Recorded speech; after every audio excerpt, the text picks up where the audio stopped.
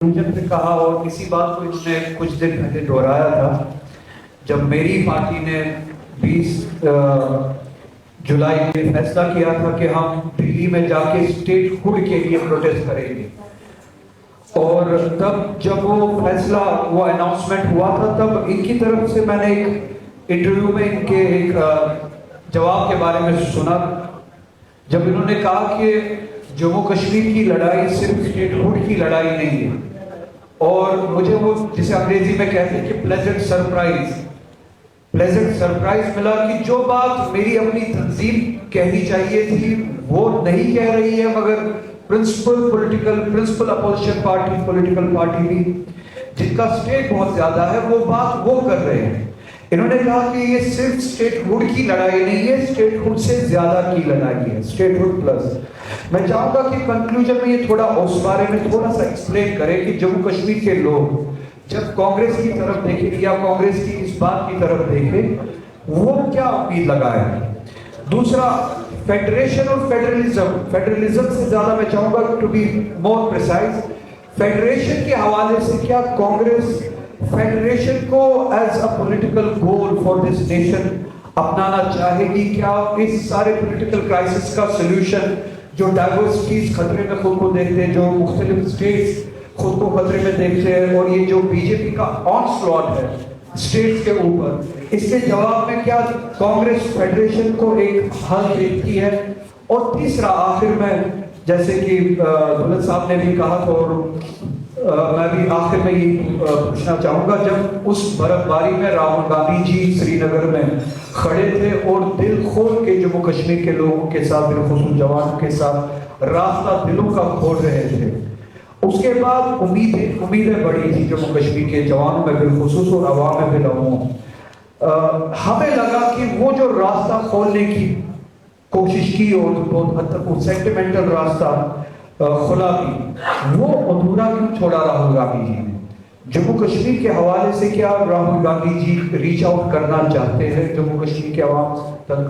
और अगर reach out करना चाहते हैं, what are the things to look forward to Jammu Kashmir के लोग कि हमारी जिस अचीवमेंट की मैं बात कर रहा था, जिसका जवाब शायद दुल्हन साहब ने दिया नहीं और शायद दिया नहीं, मैं समझ भी सकता हूं।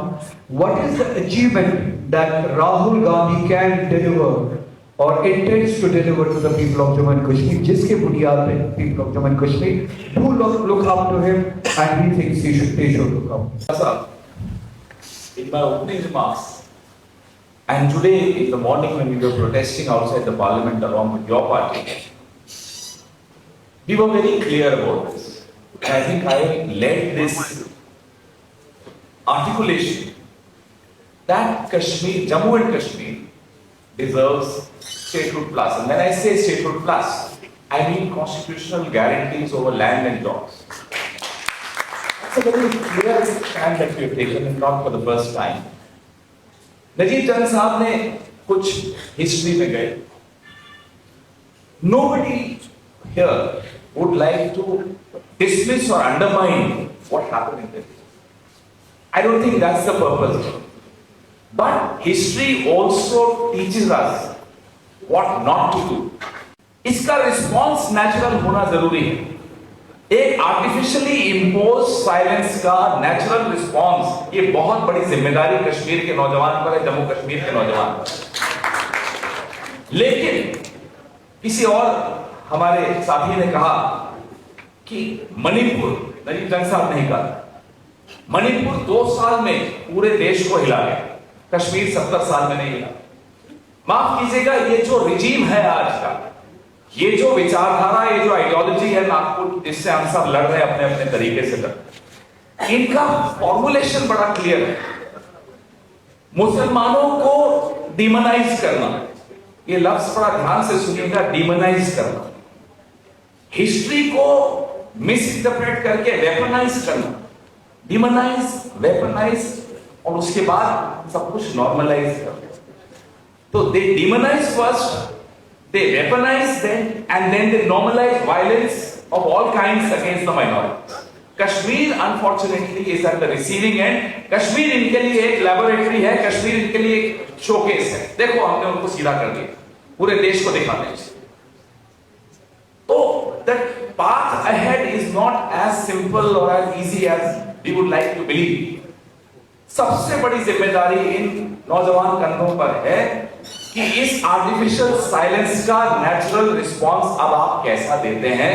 डेमोक्रेटिकली देंगे, मुझे भरोसा है, लेकिन ये जिम्मेदारी आपको देनी है। दिल्ली नहीं डिक्टेट करेगा कि साहब आपका रिएक्शन ऐसा होना चाहिए, आपका जवाब ये होगा। Thank you. आपने कहा राहुल गांधी जी ने भारत जोड़ो यात्रा को से जो शुरू किया था कश्मीर में, वो सिलसिला खत्म क्यों कर दिया? माफ कीजिएगा, खत्म नहीं किया। आपकी सरकार बनी, आपको हैंडओवर कर दिया, अब आप चलाइए।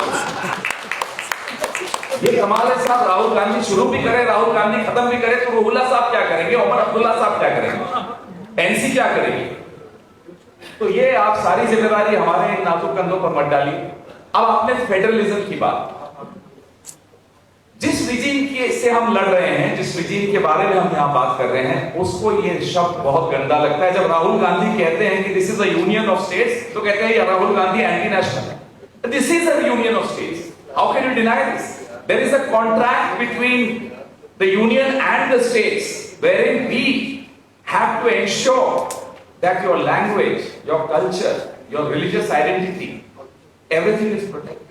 We do not interfere in that. That's the responsibility of the union. And unfortunately, this regime does not think federalism is a good word. ये गाली मानते हैं फेडरलिज्म। तो इससे लड़ाई अगर